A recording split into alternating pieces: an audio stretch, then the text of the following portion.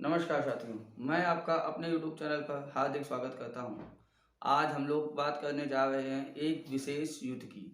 जैसे कि हम लोग जानते हैं कि कुंडली में चंद्रमा जो मन का कारक कहलाता है और हमारी माता का भी कारक होता है। आज उसके साथ अगर राहु युति कर लेता है तो हमारे जीवन पर, हमारी कुंडली में इसका क्या असर पड़ता है, इसका क्या प्रभाव होता है, आज इस पर चर्चा करेंगे।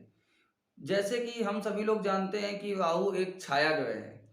इसका कोई अपना अस्तित्व नहीं है, इसकी कोई अपनी राशि नहीं है। यह जिसके साथ या जिस ग्रह के साथ में युति कर लेता है, ये उसके प्रभावों को ही दर्शाने लगता है। और कुंडली में जो चंद्रमा है वो हमारे मन का कारक होता है और उसी से हमारी राशि का निर्धारण होता है कि चंद्रमा किस राशि में है, वह हमारी जीवन राशि हो जाती है। तो आज हम इस बात पे विशेष अध्ययन करेंगे कि चंद्रमा के साथ अगर राहु युति कर लेता है तो इसका क्या असर पड़ता है हमारे जीवन पर और हमारे कार्यस्थल पर, हमारे मानसिक प्रभावों पर। तो जैसा कि हम सभी जानते हैं, चंद्रमा बहुत तेजी से मतलब राशि परिवर्तन करता है और राहु धीमे चलता है। परंतु एक विशेष अध्ययन के बाद ये पता चला है कि जब चंद्रमा और राहु के बीच में 9 डिग्री का अंतर होता है तो यह युति एक विशेष मजबूत युति मानी जाती है। और इसका क्या असर होता है, तो जैसे कि चंद्र के साथ जब राहु आ जाता है तो इसे कुंडली में ग्रहण दोष के नाम से भी जाना जाता है। चंद्रमा को ग्रहण लग जाता है, चंद्रमा हमारा दूषित हो जाता है और यह राहु के जो राहु के क्रियाकलाप हैं, राहु के जो क्षेत्र हैं, राहु के जो काव्य हैं, उनको दर्शाने लगता है। जैसे कि मतलब राहु एक भ्रम होता है और चंद्रमा मन होता है। तो जब चंद्र और राहु एक साथ हो जाते हैं तो मन हमारा भ्रमित हो जाता है। चंद्र और राहु जब एक साथ युति कर लेते हैं तो कुंडली में यह एक विशेष अशुभ युति को दर्शाता है। ऐसा व्यक्ति मानसिक रूप से विक्षिप्त, एक चिंता में, भय में, अवसाद में जीने लगता है। ऐसे व्यक्ति के जीवन में कभी भी कोई भी नकारात्मक ऊर्जा हमेशा हावी हो जाती है और सकारात्मक ऊर्जा का हावी होना बहुत असंभव काम हो जाता है। जब व्यक्ति के जीवन में चंद्र के साथ राहु आ जाता है तो वह व्यक्ति संकालु हो जाता है। ऐसा व्यक्ति अपने जीवन साथी के साथ में या अपने किसी भी जो उसके साथ में व्यक्ति, रिश्तेदार है, परिवार, कुटुंब जन है, भाई बहन है, इनको हमेशा शक की दृष्टि से देखता है। ऐसा व्यक्ति हमेशा एक बुरे भय से, मतलब क्या कह सकते हैं इसको, अगर हम अपनी भाषा में कहें या मतलब आम जनमानस की भाषा में कहें तो एक जीवन में एक भ्रम की स्थिति में पैदा रहता है। जीवन में एक भ्रम बना रहता है, कार्य क्षेत्र में भी भ्रम बनाए रखता है। कोई काम करता है तो उसमें भ्रम की स्थितियां बनाए रखता है। ऐसा व्यक्ति कभी भी अपने जीवन में तरक्की नहीं कर पाता है।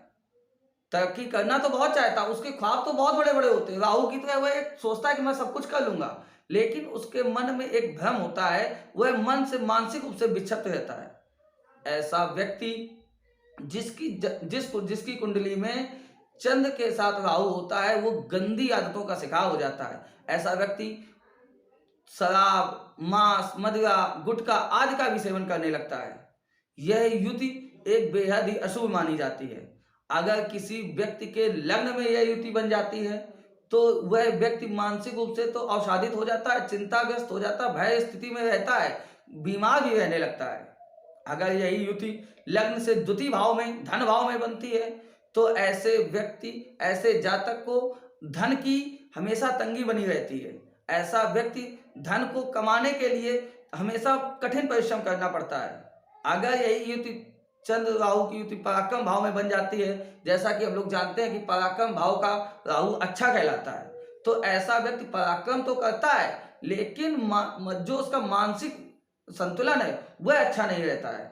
इसलिए वह अपने जीवन में आगे बढ़ने के लिए मेहनत तो बहुत करता है, पराक्रम भी करता है, परिश्रम भी करता है, लेकिन बढ़ने में उसको दिक्कतों का सामना करना पड़ सकता है। ऐसे ही जब किसी जातक की कुंडली में यह युति चतुर्थ भाव में बन जाती है, जिसको हम लोग माता का भाव, धन भाव या सुख भाव, वाहन, वाणी का भाव कहते हैं, तो उस भाव में कमी आ जाती है, माता के सुख से वंचित हो जाता है व्यक्ति। ऐसा व्यक्ति धन अपने जीवन में मकान या गाड़ी व ऐश्वर्य भोग करने के लिए काफी उसको परिश्रम करना पड़ता है। यही युति अगर किसी व्यक्ति के पंचम भाव में बनती है तो पंचम भाव प्रारंभिक शिक्षा का भी होता है और हमारे संतान का भी होता है। तो ऐसी युति अगर पंचम भाव में बन जाती है तो व्यक्ति की प्रारंभिक शिक्षा में बाधाएं आ जाती हैं, व्यक्ति को दिक्कतें आने लगती हैं, संतान उत्पत्ति में काफी मशक्कत करनी पड़ सकती है, तब जाके कभी व्यक्ति का संतान या कुछ हो सकता है। यही युति अगर छठे भाव में बन जाती है तो छठा भाव रोग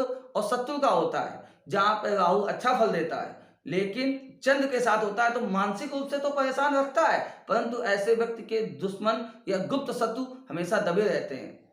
यही युति अगर सप्तम भाव में बन जाती है तो जीवन को नाश कर देती है, दाम्पत्य जीवन बिल्कुल हरास हो जाता है, क्योंकि व्यक्ति हमेशा शंका में ही रहता है। शंका तो ये किसी भी भाव में बने, ये किसी भी घर में बने, किसी भी भाव में बने, व्यक्ति शंकालु और मानसिक अवसादित तो होता ही होता है।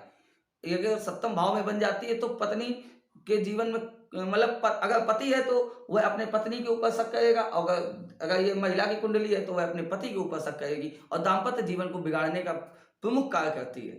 यही अगर युति अष्टम भाव में बनती है तो ये अष्टम भाव मृत्यु का भाव होता है और गुप्त खजाने का, गुप्त धन का भी भाव होता है। तो व्यक्ति का कभी कभार कहीं चलते चलते गिर जाना, कभी मन में नकारात्मक ख्याल आना, इन प्रकार के भावों का एक योग बनाती है, जिसको हम लोग एक मतलब खराब योग भी कह सकते हैं। यहीं अगर यह युति नवम भाव में बनती है जो कि हमारा भाग्य भाव होता है तो यह एक बेहद ही अशुभ युति है, हमारे भाग्य को बिल्कुल छीण कर देती है, भाग्य को कमजोर कर देती है, भाग्य को बिगाड़ देती है। अगर ये युति कहीं दसम भाव में बन जाए तो दसम भाव की युति तो बेहद ही खराब होती है। ऐसा व्यक्ति लंबी लंबी बातें फेंकता है, लंबे लंबे वादे देता है।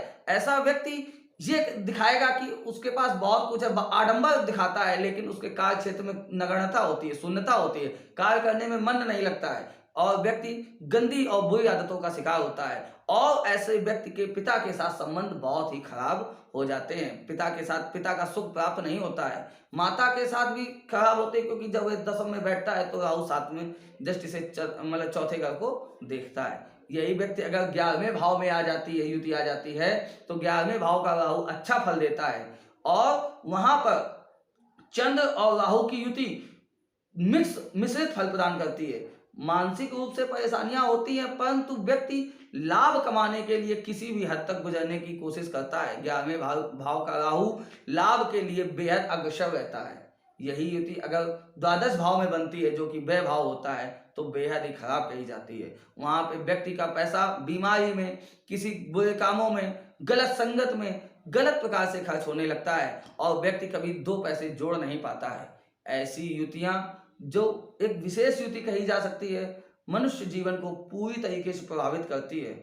अब अगर किसी की कुंडली में यह युति अगर मध्यम में है, प्रबल है या सूक्ष्म है, इसको देखने के लिए मैंने आपको बताया ही कि 9 डिग्री से नीचे का अगर अंतर है तो यह बेहद ही अशुभ युति कही जाती है। अगर 9 से ऊपर है, 14-15 के बीच का है तो एक मतलब इस युति को मध्यम युति कहते हैं, और अगर इससे भी ऊपर है तो एक मतलब सूक्ष्म युति होती है, क्योंकि चंद्रमा बहुत तीव्र गति से विचरण करता है। इसलिए हमें ये देखना बेहद आवश्यक है कि चंद्रमा कितनी डिग्री का है और राहु कितनी डिग्री का है। 9 डिग्री तक ये बेहद ही प्रबल युति कही जाती है, जिसमें चंद्रमा पूर्ण रूप से दूषित हो जाता है। अब क्या करना चाहिए इस युति से बचने के लिए?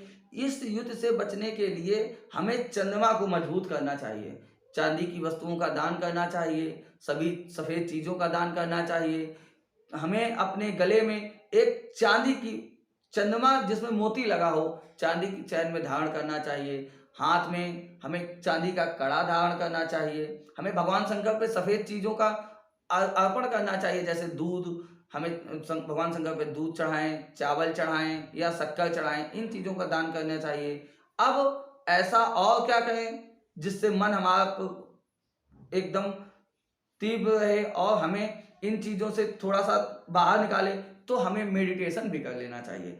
ओम का जाप थोड़ी देर बैठ के 10 मिनट या 15 मिनट एकांत मन में बैठकर ओम का अध्ययन अपने मेडिटेशन के रूप में करना चाहिए, जिससे हमारा मन थोड़ा सा मजबूत होता है। ऐसे व्यक्तियों को जिनकी कुंडली में ये युतियाँ होती हैं, उनको हाई बीपी और एकदम परेशानी, एकदम घबराहट होना, इन चीज़ों की बहुत ज़्यादा बीमारियाँ लगती हैं। ऐसे व्यक्ति को एक भय की बीमारी भी रहती है, उसको ये लगता है कि हमारे साथ कहीं कुछ गलत ना हो जाए।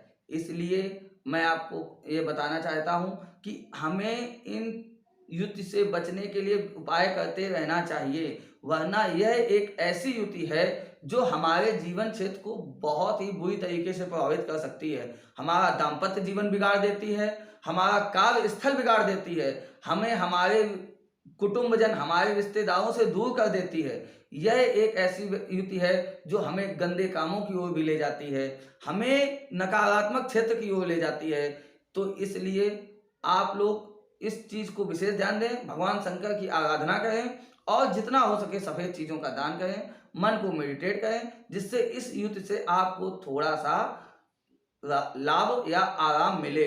यह युति एक विशेष ही अशुभ युति है। अगर आपको मेरी जानकारी अच्छी लगी हो तो कृपया मेरे चैनल को लाइक एवं सब्सक्राइब अवश्य करें। नमस्कार।